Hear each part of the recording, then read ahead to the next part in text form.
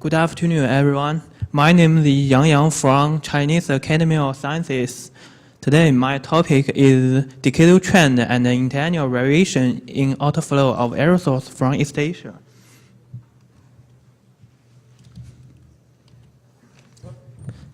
Sorry. There you go. Thank you. Because of high concentrations of aerosols over East Asia, the outflow of aerosols from East Asia has drawn a lot of attention. Variations in outflow of aerosols from East Asia are driven by changes in emissions and meteorological parameters. This figure shows the emissions used in these studies.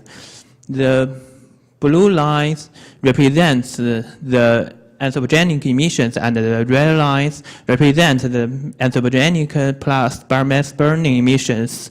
We can clearly see that the anthropogenic emissions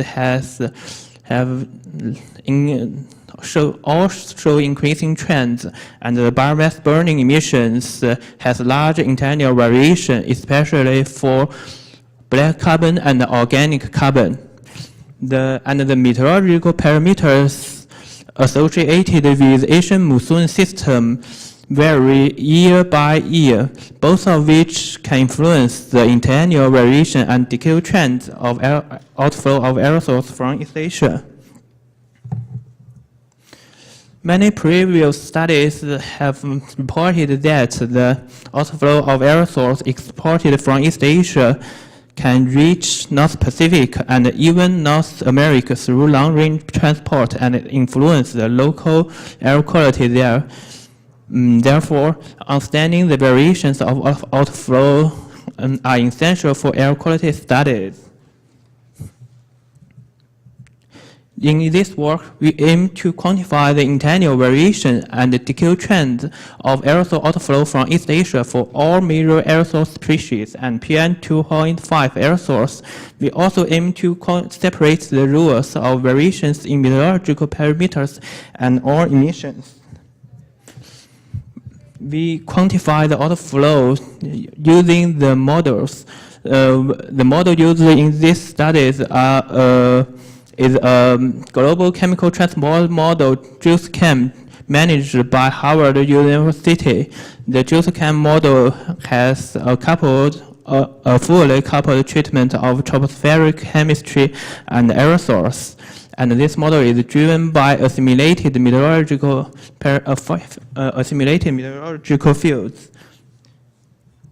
We perform the following simulations. The VR simulation is a control simulation with variations in meteorological parameters and anthropogenic emissions for year 1986 to 2006. The simulation we made is sensitivity simulations with variations in only meteorological parameters, and we miss the simulations. We only consider the variations in anthropogenic emissions. Because of large interannual variations of biomass burning emissions, we also perform the additional simulations VRBs. We should note that because of lack of biomass burning emissions datasets, we only performed the simulation for year 1997 to 2006. We calculated the outflow of aerosols from East Asia as the mass fluxes across this vertical plane from the surface to 100 millibar. This figure shows the monthly outflow of different aerosol species from East Asia. We can clearly see that all aerosol outflows show maximum outflow in spring and minimum outflow in August, and the sulfate aerosol had the largest outflow flux, followed by ammonium nitrate, organic carbon, and black carbon.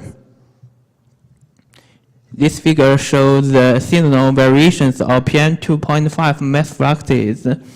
The simulated PM2.5 mass fluxes are the largest in spring and the minimum in summer in agreement with previous studies, and the maximum fluxes was located between 850 millibar and 500 millibar over 40 degrees north.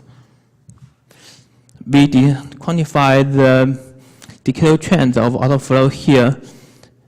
This figure shows the annual outflow of aerosols from East Asia for VR, VMAT, and VEMIT simulations, respectively. All aerosol species shows increasing trends in VR simulations relative to year 1986. The PM2.5 outflow in 2006 increased by 53%, and in VMAT simulations, the PM2.5 outflow increased only 8%, indicating that the changes in meteorological parameters are not the key factors driven the decadal trends in outflow of aerosols. The simulation VEMIT with variations in anthropogenic emissions alone reproduce a large fraction of increasing trends obtained in VR simulations. The PM2.5 outflow increased by 44%.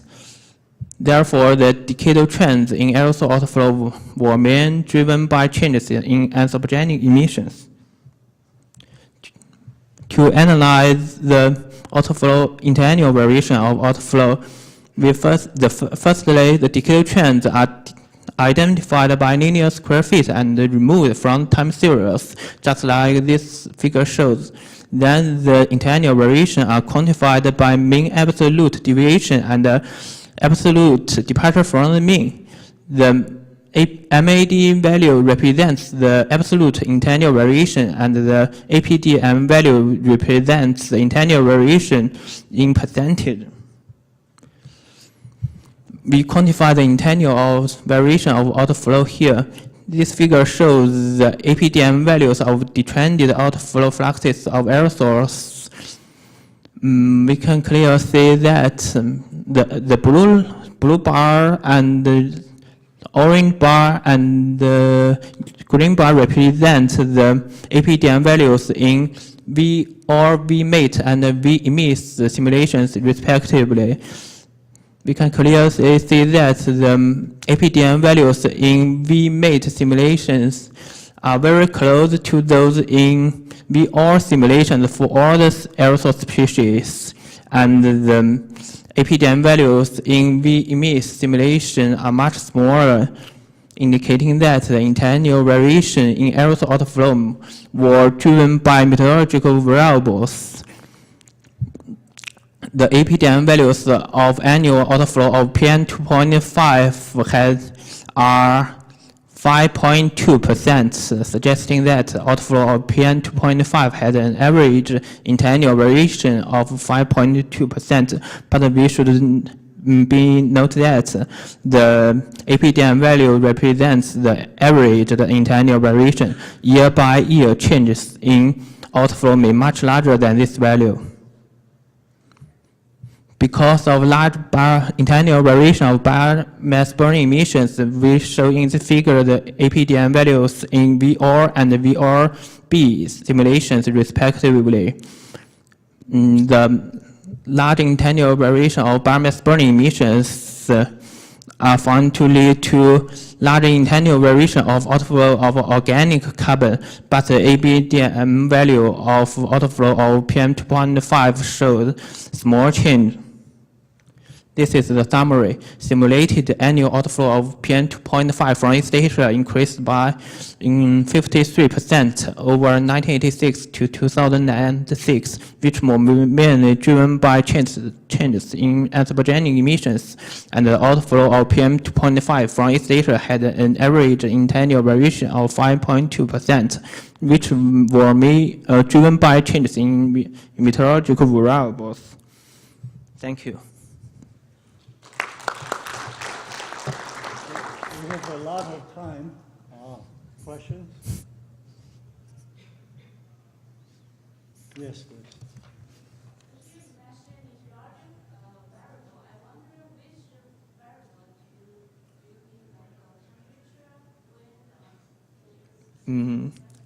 In this work, we find the westerly jet may be the most important meteorological parameters because we calculated the correlation coefficients between the westerly, the zonal wind and the outflow of aerosols, and we find a very high correlation coefficient.